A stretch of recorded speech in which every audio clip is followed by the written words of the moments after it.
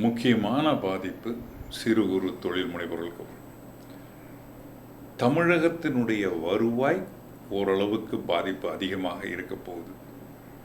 ஏன்னு சொல்கிறேன், இந்த பொருட்களினுடைய விலை குறைப்பு முக்கியமாக லோக்கல் டேக்ஸில் வரும். அதாவது சிஜிஎஸ்டி, எஸ்ஜிஎஸ்டி இப்போ 5% குறைத்திருக்கிறார்கள். 18%ஐ 5% குறைத்திருக்கிறார்கள் என்றால் அந்த 5% 2.5% தமிழ்நாடுக்கும் 2.5% மத்திய அரசுக்கும் போகும். அப்போது இந்த 48,000 கோடி வருவாய் இழப்பு என்பதில் பாதிக்கு பாதியாக தமிழக அரசு இதில் பாதிப்பை உருவாக்கும். தமிழகம் மட்டும் இல்லை, ஒவ்வொரு மாநிலத்திலும் இந்த பாதிப்பு வரும். அப்படி பாதிப்பு வர்ற மாநிலங்களுக்கு ஏற்கனவே தமிழகத்தை போன்ற ஒரு மாநிலம், உற்பத்தி சார்ந்த மாநிலம், வருவாய் முடிந்த அளவு அதிகப்படுத்தியுள்ள ஒரு மாநிலம், இந்த குறைப்பினால் இன்னும் கடன் வாங்க வேண்டிய ஒரு சூழ்நிலை வரக்கூடும். இந்தியாவிலே இன்றைக்கு அதிகமான கடன் உள்ள ஒரு மாநிலம் தமிழகம். டெவலப்மெண்ட் காஸ்ட் அதிகம், சஸ்டைனபிலிட்டி அதிகம், பர் கேபிட்டா இன்கம் அதிகமாக உள்ள ஒரு மாநிலம் தமிழகம்.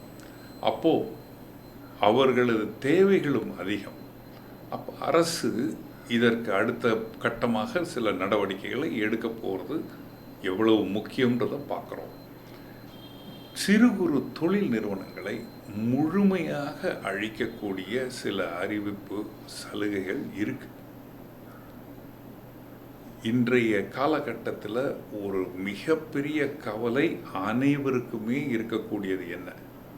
இப்போ 500 ரூபாயிலிருந்து 700 ரூபாய் ஒரு ஃபேமிலியில் சேவிங் பண்ணி கொடுத்துட்றோம் இந்த வரி குறைப்பில். ஆனால் அந்த ஃபேமிலியில் வேலை செய்து கொண்டிருக்கும் ஒரு இளைஞருக்கு வேலை போய்விட்டதென்றால் மாதம் 30,000 ரூபாய் வருமானமே போய்விடும். அந்த வேலை போவதற்கு உண்டான சூழ்நிலை அதிகமாக இப்பொழுது காணப்பட போகிறது. தேக்க நிலையை பற்றி இன்று காலை தான் ஹிந்து பேப்பரில் ஒரு ஆர்டிக்கிள், கோயம்புத்தூரில் பல்லடத்தில் எந்த அளவுக்கு துணிகள் தேக்கப்பட்டிருக்குன்னு பார்க்குறோம். போர்க்கால அடிப்படையிலே நம்ம இப்போ மீட்டெடுக்க வேண்டிய ஒரு கட்டாயத்தில் இந்தியா இருக்குது. முதுகெலும்பாக கூறப்படுகிற சிறு குறு தொழில்கள் இன்று முதுகெலும்பு உடைந்து ஐசியூவிலே இருக்கக்கூடிய தருணம். ஐசியூவில் இருக்கக்கூடிய பேஷண்ட்டுக்கு கொடுக்கப்பட வேண்டியது ஆக்சிஜன். ஆனால் இந்த அறிவிப்பு கொடுப்பது ஹார்லிக்ஸ். அந்த ஹார்லிக்ஸை சாப்பிடக்கூடிய நிலையிலே அந்த ஐசியூ பேஷண்ட் இல்லை. அவர்கள் நன்றாக இருந்தால்தான் வேலை வாய்ப்புகள் இருக்கும். சிறு வியாபாரிகள், குறும் தொழில்கள், டைனி இண்டஸ்ட்ரீஸ் வரும் காலத்திலே எந்த விதத்திலும் எப்படி பிஸ்னஸ் செய்வது? ஏற்கனவே வேலையாட்கள் திண்டாட்டம் அதிகமாகிட்டு இருக்கு. மார்க்கெட் குறைந்து கொண்டே வருகிறது. லாபமற்ற ஒரு சூழ்நிலையில் அவங்க தொழில் பண்ணிட்டு இருக்கிறத பார்க்குறோம். வாரா கடன் பெருகிட்டு இருக்கிறத பார்க்குறோம். கடன் வசதியில் ஆக்சஸ் குறைஞ்சிக்கிட்டு இருக்கிறத பார்க்குறோம். ஒரு தகவல் சொல்லப்பட்டது, ஒரு 3 நாட்களுக்கு முன்னால் வந்த ஒரு தகவல், வங்கிகளினுடைய மொத்த கடன், தொழில்களுக்காக கொடுக்கப்படும் கடன்களிலே 3 மாநிலங்கள் 45% கடனை பெற்றுக்கொண்டிருக்கின்றன. அந்த 3 மாநிலம் எது என்றால் குஜராத், மகாராஷ்டிரா, உத்தரப்பிரதேசம்.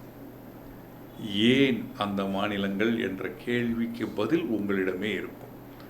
ஆனால் தமிழகம் ஒரு முன்மாதிரியான தொழில் அதிக வளமுள்ள ஒரு மாநிலம், தொழிற்சாலைகள் அதிகம் உள்ள ஒரு மாநிலம், பெண்களின் வேலைவாய்ப்பை அதிகம் கொடுத்து கொண்டிருக்கிற ஒரு மாநிலம்.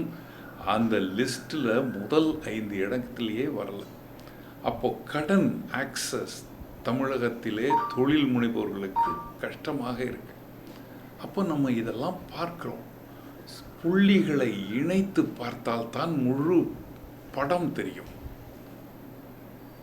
கோலம் போடுவது மாதிரி இப்போ அந்த கோலம் அலங்கோலமாக இருப்பதை பார்க்க முடிகிறது. வருத்தம் அளிக்கக்கூடியது நமக்கு தெரிகிறது. இந்த அறிவிப்பு மட்டும் போராது.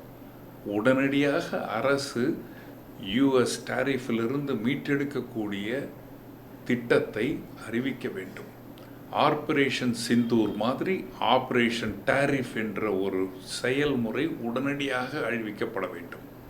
இப்படி செய்தால்தான் எப்படி நாட்டினுடைய நலன் காக்கப்பட்டதோ அதே மாதிரி மக்களினுடைய நலன் காக்கப்படக்கூடிய வாய்ப்பு வரும். மொத்தமாக செய்ய வேண்டியதை துண்டு துண்டாக செய்வதனால் பலன் இருக்காது.